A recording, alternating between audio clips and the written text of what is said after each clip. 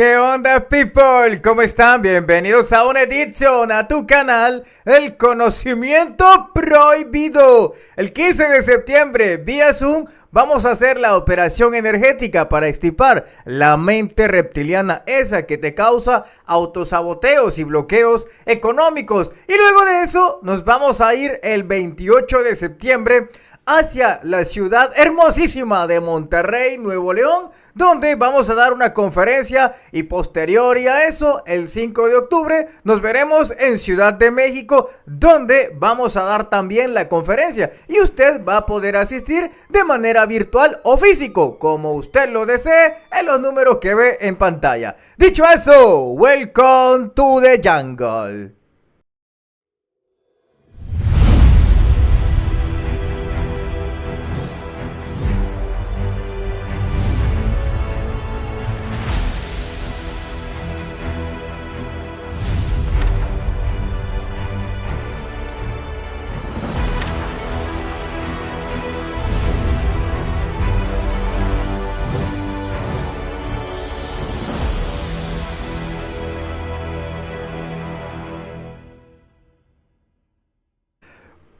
Bien, familia, el programa de hoy, como usted sabe, todos son especiales y a raíz de mis contactos extraterrestres he tenido acceso a mucha información, muchísima, en aquellos ya muy conocidos por muchos de ustedes, mis archivos extraterrestres. Entre ellos, lo que le traigo en historia, ya hemos hablado en otras ocasiones, lo que sucede con los grises, ¿verdad? Pero ahora vamos a hablar del árbol genealógico de los grises. Nosotros también tenemos un árbol genealógico, pues ellos también lo tienen. Pero antes de eso, vamos a situarnos con unos ejemplos en la Tierra. Como usted puede percatarse, en distintos lados siempre están en alegoría los grises. Por ejemplo, los encontramos en la civilización de Serbia, donde los serbios esculpían unas criaturas grisáceas como estas que usted está viendo en pantalla, en donde empezaron a llegar hace 50,000 años. Empezaban a llegar este tipo de especies. Estas mismas nosotros las podemos ver cómo se encuentran esculpidas en los discos de Dropa. Incluso cuando fui a Puebla, creo que he sido el primero que descubrió un gris ahí en el sitio arqueológico de Cholula. Esa alienígena que está ahí, de hecho cuando yo llego, lo primero que yo veo ahí es un alienígena. Y claro, cuando yo empiezo a decir que ahí hay un alienígena, todos que estaban en mi entorno comenzaron a darse cuenta que ahí había un aliens. Entonces, cuando usted comienza a percatarse cómo este tipo de seres alienígenas de la tipología gris han empezado a estar en distintas cunas de la civilización, usted empieza a darse cuenta que estos fueron los primeros en llegar al planeta. Fueron los primeros también en empezar a hacer modificaciones. Incluso estos han tenido que escribir parte de la historia de nuestro planeta. 1947, el Roswell. Según usted, ¿qué raza cree usted que venía? Obviamente, eran los grisáceos. Pero el origen de esta raza gris, ¿a dónde vendría? ¿De dónde es que ellos pudieran venir? Pues ellos comienzan a venir desde la constelación de Orión. De Orión es donde ellos comienzan a venir. Es la civilización madre intelectual, de las primeras que comienzan a desarrollarse y a hacer viajes en el espacio. Por eso es que usted verá cómo, tanto en la Biblia, así como también en estructuras arqueológicas, siempre se hace alusión a Orión. Si no, pues observe cómo lo hacen las pirámides de Egipto. Están colocadas exactamente hacia el cinturón de Orión. Lo mismo podemos encontrar en Teotihuacán. Los que hemos estado en Teotihuacán hemos caído seguramente en la conclusión que está la pirámide del Sol, la pirámide de la Luna y por supuesto el templo de Quetzalcóatl, que ambos son tres que están dirigidos hacia el cinturón de Orión. Eso ya lo habíamos hablado, incluso hemos hablado también que ahí es donde empezó a nacer el gran experimento de Dios. El gran experimento de Dios se da en Orión y empiezan a pulular diferentes especies, como lo es en este caso también los insectoides y los seres hormigas, de esos que colocaban con una gran definición los indios Hopi. Si no, pues observa. ¿Cómo son las hormigas? Tienen un cuerpo tripartito, es decir, está partido en tres, como el cinturón de Orión. Ahí tú lo puedes ver. Pero, ¿cómo comenzó esta especie a resurgir? Quizá la primera especie de donde empiezan a derivar diferentes tipologías de grises, se llama Iguri. Estos Iguri fueron la civilización madre, esos en los cuales Dios comenzó el génesis de los grises, como también existe el génesis de los seres insectoides, el génesis de los seres humanos no terrestres, porque hay extraterrestres, obviamente, que son como nosotros. Son igualitos, son bien humanos y hay un génesis que no se da en la Tierra. Como hay un génesis de los reptiles y diferentes especies que el Supremo Todopoderoso, la fuente, el poder infinito, comienza a crear y entregarle la partícula de Dios, que es lo que hace que un ser llegue a alcanzar sabiduría, inteligencia y se desarrolle intelectual y tecnológicamente. Entonces comenzaba a surgir esta primera especie llamada Iguri. Estos Iguri, como civilización, empezaban a tener 2 hijos. Estos 2 hijos, de los cuales le voy a hablar ahora, surgen después otras ramificaciones de los grises. Pero esta historia que le voy a contar se replica mucho también en la Tierra, en el mito de Adán y Eva, en el mito de Caín y Abel, en el mito de Jacob y Isaac, que son 2 hermanos. Así como también lo podemos ver en el mito de la creación de Roma, con los 2 hermanos. Usted seguramente ya sabe cómo es la historia de los fundadores de Roma. Se cuenta la historia que hay 2 gemelos.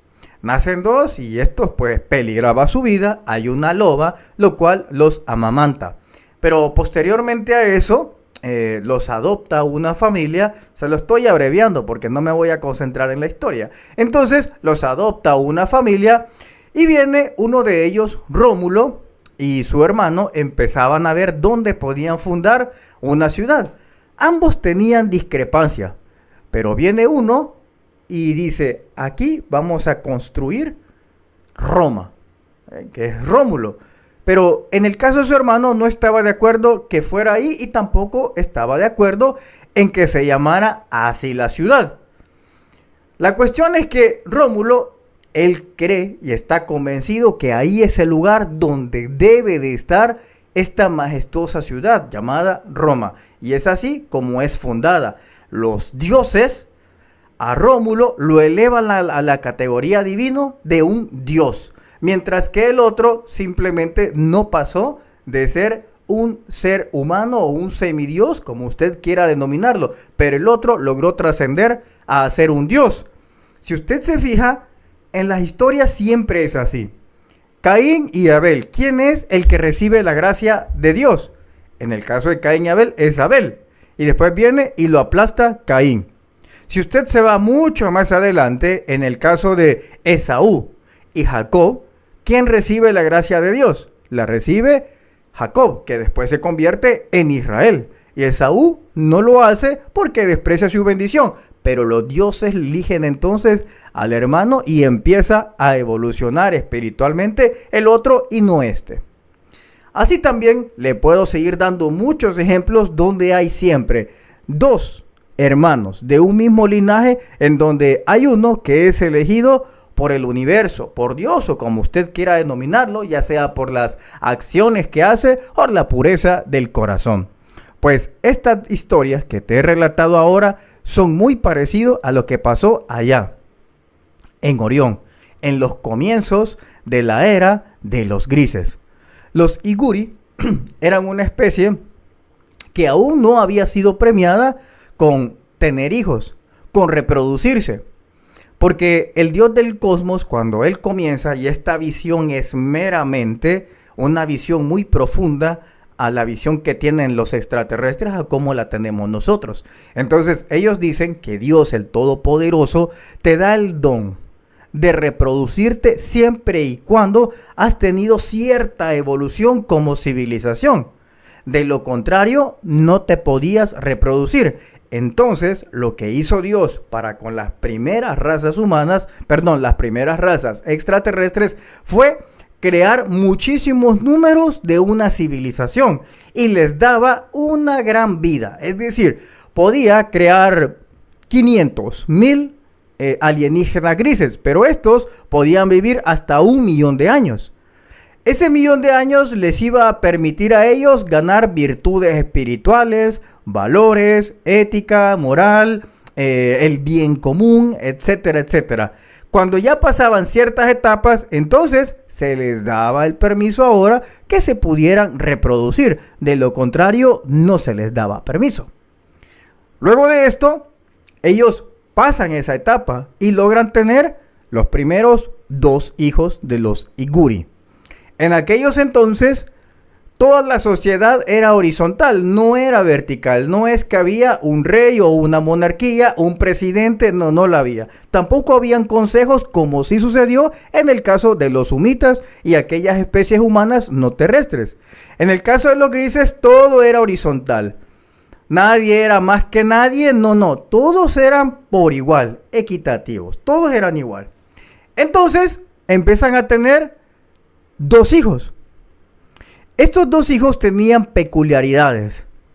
Uno de ellos era como una especie de superdotado y él creía que se podía llegar a utilizar la tecnología como medio para un desarrollo espiritual. El otro no creía eso, pensaba que todo debería de hacerse mucho más orgánico, que no debería de utilizarse una tecnología para un desarrollo espiritual, porque entonces no habría pasado ni superado las pruebas que espiritualmente uno pasa. En tanto, simplemente habrían 2 tipos de espiritualidades, una espiritualidad orgánica y otra espiritualidad artificial, de las cuales en su momento les voy a hablar de estos 2 tipos de espiritualidades, que después, cuando tengo acceso a estos libros, empiezo a observar cómo efectivamente en la Tierra hay esas 2 clases de espiritualidad, la orgánica y la artificial, pero eso lo veremos en otros temas. Luego de esto, empiezo a darme cuenta cómo existían estos 2 tipos de espiritualidad y entendí de quiénes las habíamos aprendido. Entonces empiezan estos 2 hermanos de la descendencia Iguri a tomar caminos diferentes. Empiezan a tener un linaje diferente. Cuando estos empezaron ya a reproducirse, unos se convierten en los que ya conocemos hoy por hoy como los grises. Estos grises, ¿a dónde cree usted que viven? Estos grises terminaron pactando con la inteligencia artificial y no tienen propiamente un planeta, sino que ellos viven en unas grandes naves nodrizas, como planetas artificiales, como nuestra propia luna. Ahí es donde ellos viven. Por el otro lado, los otros hijos de los Iguri, ellos comenzaron la conquista, colonización y creación de un planeta en el sistema solar llamado Zeta Reticulis. Aquí es donde comienzan las grandes rivalidades. Los de Zeta Reticulis con los grises. Los de Zeta Reticulis, ellos estaban muy convencidos que el camino no era tecnológico para evolucionar, pero sí como una herramienta para desarrollarse en la vida diaria, en la vida cotidiana, y que eso te iba a permitir tener tiempo para evolucionar. Voy a humanizar un poco este ejemplo para que usted más o menos me entienda. Supóngase que está una casa, un ejemplo. En una casa y de repente ahí hay una cápsula, y que en esa cápsula que existe le puede permitir a usted tener una conexión divina, pero que también a la par hay una especie de capilla, donde hay un olor rico a mirra, a aloe, donde hay naturaleza, donde hay todo. Entonces, estos pensaban que si hacían una cápsula podían trascender espiritualmente y tener esas experiencias.